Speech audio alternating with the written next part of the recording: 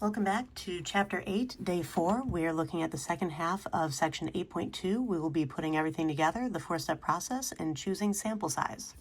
By the end of this lesson, you'll be able to construct and interpret a confidence interval for a population proportion.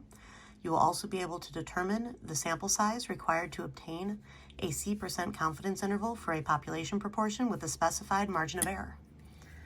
Okay, let's go ahead and begin. So for Section 8.2, Day 2, we're looking at the four-step process and how to calculate sample size. You can read much of this information on pages 559 to 561 and also some of the information back on page 556. Right, we're going to start out with an example. Right, would you favor or oppose making Washington, D.C. a state? That's the question that the Gallup Polling Organization asked a random sample of 1,018 U.S. adults in June of 2019. Of the selected adults, 29% said that they favor making D.C. a state. Construct and interpret a 90% confidence interval for the proportion of all U.S. adults who would say they would favor making D.C. a state. Now, whenever you are asked to construct and interpret any sort of confidence interval, you need to follow the four-step process. Step 1 is to state the parameter that you want to estimate and the confidence level. Step 2 is to plan. You need to identify the appropriate inference method by name and check your conditions for that method. Step 3 is to actually, if the conditions are met, actually perform the calculations. And then finally, step 4 is to conclude. In other words, you are interpreting your interval in the context of the problem. This is what they mean by construct and interpret. The constructing part is the do step, the interpret is the conclude step, and in order to construct, you need to state what you're doing and verify that your plan will work. All right, so let's go through this. So the whole reason that we're doing the four-step process is that we were asked to construct and interpret the confidence interval.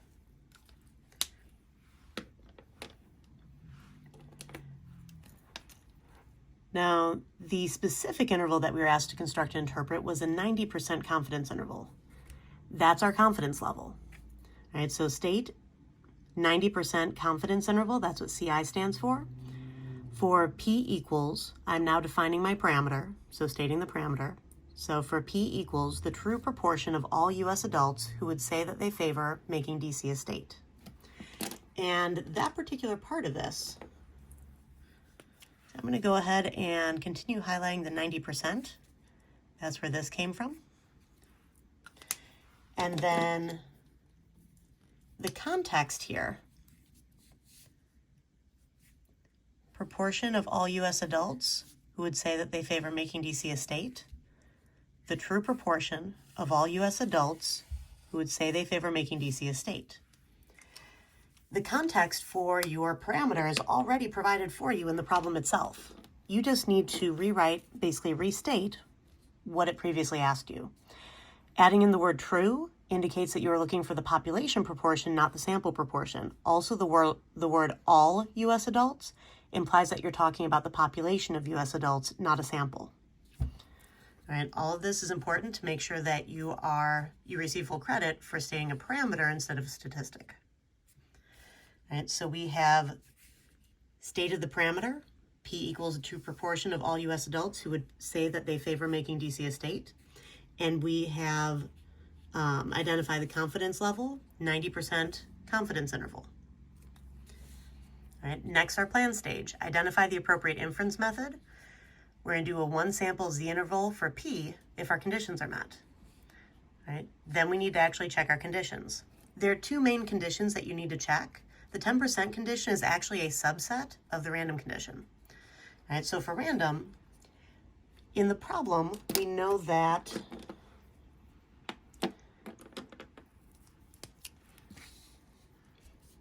a random sample of 1,018 U.S. adults were taken. So that's actually where I'm getting this information right here. So a random sample of 1,018 U.S. adults.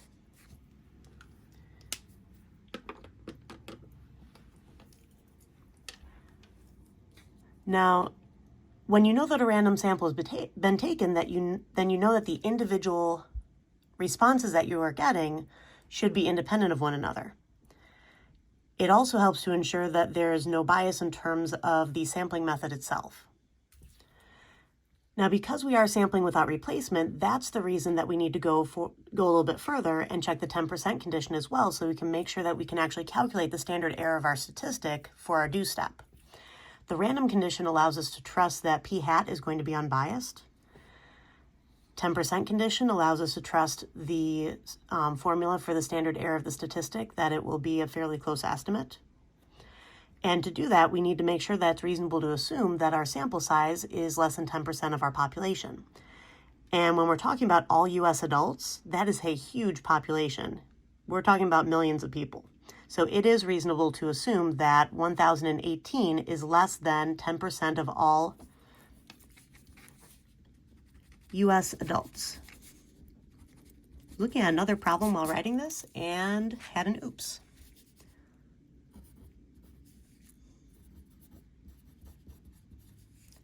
Happens to teachers too. Don't be afraid to make mistakes. This is also why we go back through and we reread our work. All right, so this one checks out. Now for our large counts condition, we need to make sure that our successes and failures are both at least 10. And to calculate that, since we don't actually know how many people said yes versus how many people said no, we need to take our sample size times our sample proportion. So our sample size is that 1,018, right, from up here. The 0.29 is from the 29% right here.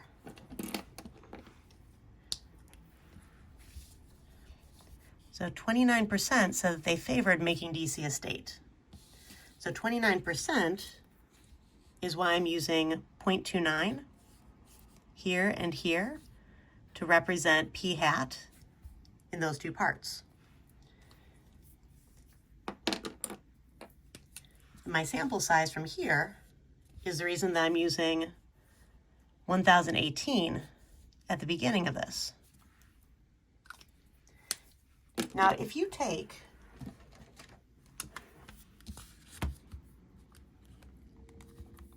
(1,018) times 0.29, you get 295.22.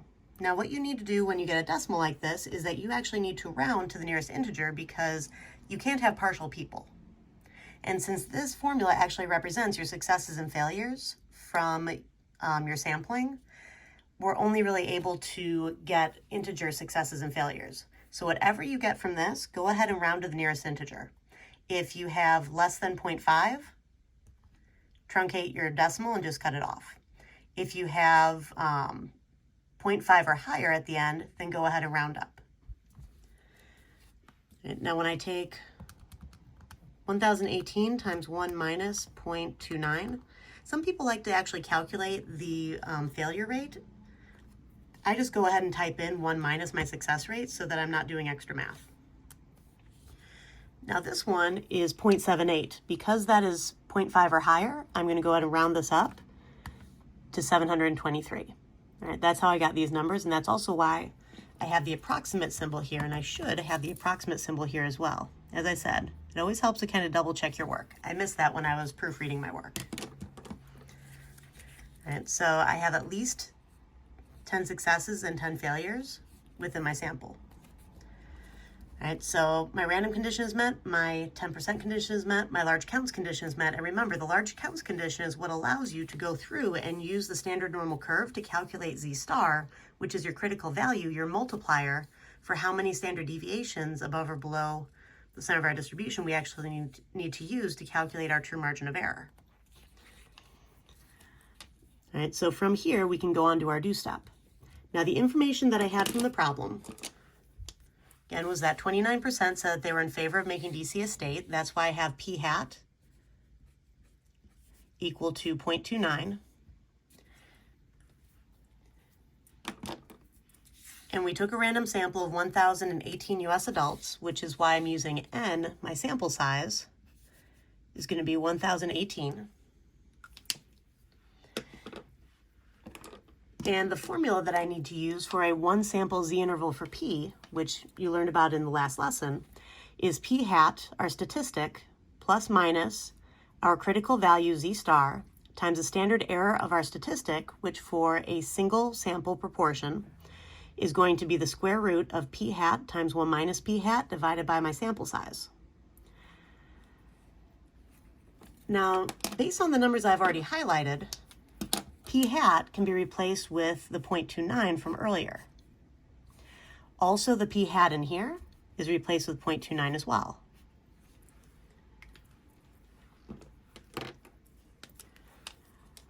The 1018 is my sample size. That's why I'm using 1018 down here at the bottom.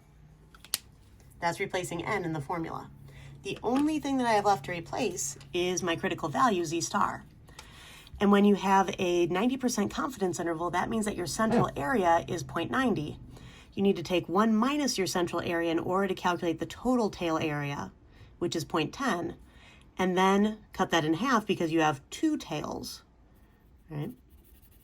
We have both of these tails, and they're going to have the same area because of the symmetry of the normal curve, which is why I'm dividing by 2 to get 0.05. Therefore, I can calculate z by taking inverse norm of the area of my left tail with a mean of 0, standard deviation of 1, so I'm using the standard normal curve that is made up of z-scores. Now, as a reminder of how to do this, you're going to go to second, so second, and then vars to get to distribution. Do you see how DISTR is written right above this? The third option down, inverse norm, is what allows us to go backwards with the normal curve to find the z-score that produced the area that we observed. So on these updated thinner calculators, you have the option of identifying which tail. If I'm just going to use the traditional left-hand tail, I would use 0.05. My mean and standard deviation are going to stay at 0 and 1. It's left-hand tail. Paste this in, and I get negative 1.645 approximately. The 8 after it is going to round that 4 up to a 5. Right? Now, because I was using the left tail on the left side of 0, that means I'm in the negative values region. However, z star is always identified as a positive number. So if my z-score is negative 1.645, my z star is 1.645. That's why I'm using this number right here. If you have one of these updated calculators, you could also go through and use 0.90 from our confidence level and identify that's the central tail, so the central area. And it basically gives you your negative z-star and your positive z-star as an interval. So it tells you what the lower bound is and what the upper bound is that actually cuts off that central area. All right, so you could identify it this way as long as you write comma center after this. You could also use the right-hand tail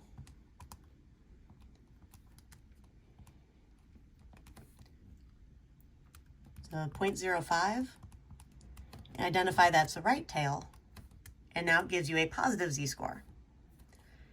If you don't have a calculator that identifies the different directions of this, just stick with the left tail and turn z-star positive, and it'll work out just fine. Let me know in class if you need more work with a calculator. All right, so we've identified our z-star is 1.645. That's why I'm replacing the number right here as 1.645. And now we have all the numbers entered into our formula. Let me make sure that that one actually shows up. All right, so now if I type all this into the calculator to get my margin of error, you don't necessarily need to go this far, but I just wanted to do this on this first one to kind of show you guys how this formula really works. If you take your z-star multiplier, 1.645, and you multiply by the square root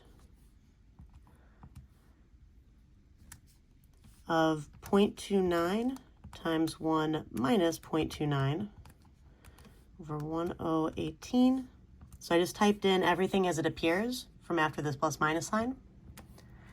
That's how I'm getting 0.023. All right, as you can see, this actually goes on quite a bit longer. And this plus minus sign means that I need to both add this to get my upper bound and subtract this to get my lower bound. Now remember, you always have to start your interval with your lower bound. So if I take 0.29 minus 0.023, that equals 0.266. If I calculate 0.29 plus 0.023, that equals 0.313. All right, so this would be my interval of plausible values for the 90% confidence interval for the true proportion of all U.S. adults who would say that they favor making D.C. a state. You can also do this on the do this using the calculator by going to Stat, going over to Tests, and if you go all the way down to 1 prop z int, all right, that's the calculator step for this. Hit Enter. You need to use the number of successes as x, so 295.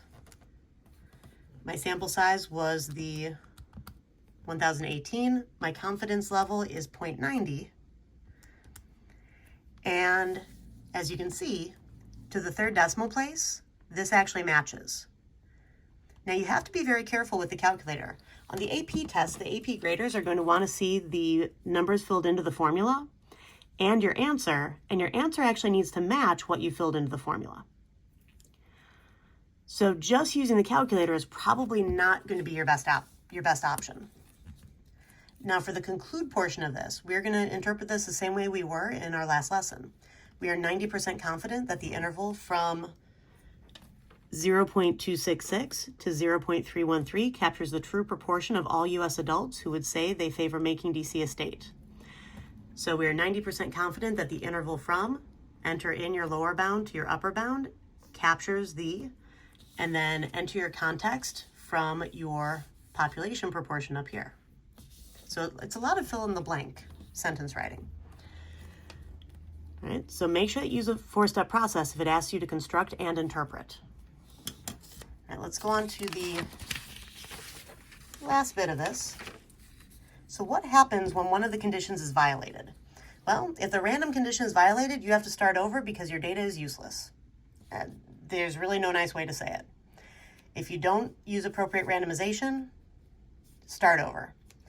A 10% violation, this means that our standard error is going to be larger than it should be, which makes our success rate greater than the confidence level. And another little typo in there.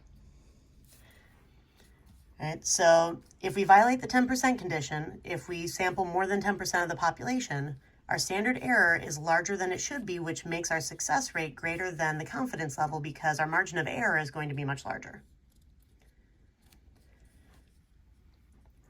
All right. Large counts violation. Our assumption that the distribution of p hat is normal is going to be wrong, and our success rate is less than the confidence level. All right, so if our large counts condition is violated, then using the normal curve is the wrong thing to do, and we can't actually calculate z star, which means our success rate is actually less than the confidence level. All right, pay attention to whether the violation would make the success rate greater or less. You will be assessed on that. Right. Now, is it okay to use your calculator to calculate the interval? On the AP test, they would like to see the formula with numbers substituted in to get full credit. You can use the calculator to kind of double check, but make sure that you're not giving two different answers. They call those parallel solutions, and if one of those is wrong, you will lose credit. It's tricky. If you use the calculator and you identify the technology steps that you are using and you get the correct answer, then you're good. But if you don't get the correct answer, then basically you don't even get partial credit. I suggest writing it out because it doesn't really take that much longer. All right, now when you're using that 1 prop z int, make sure that x is an integer. I already showed you that on the calculator.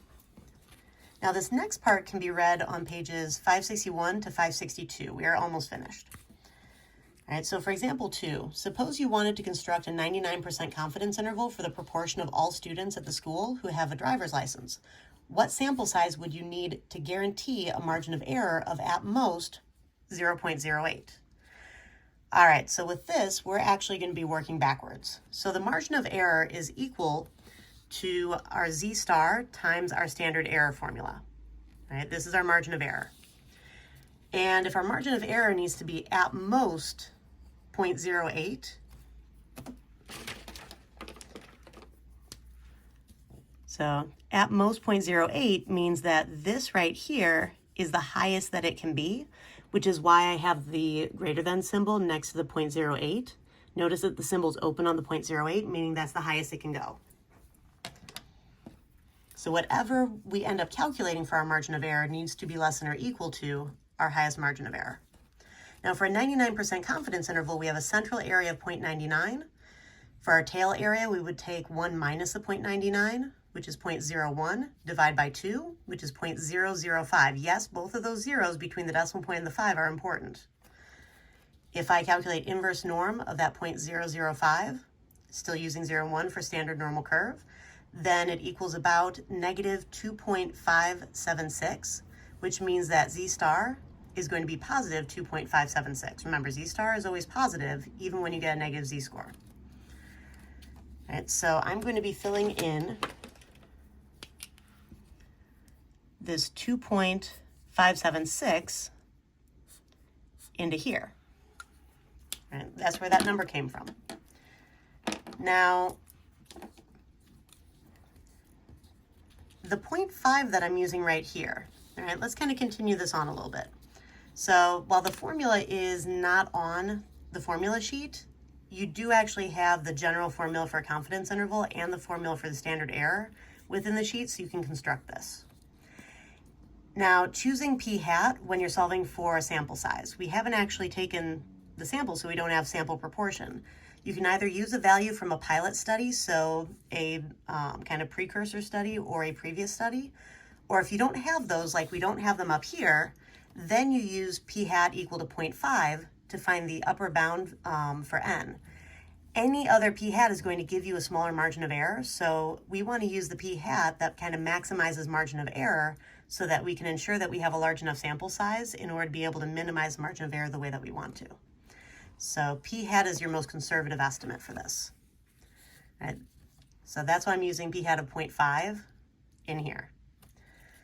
Right? Now, in order to solve for n is the variable that I have remaining. It's what I need to solve for. So I'm just going to work out this 0.5 times 1 minus 0.5. That equals about 0.25.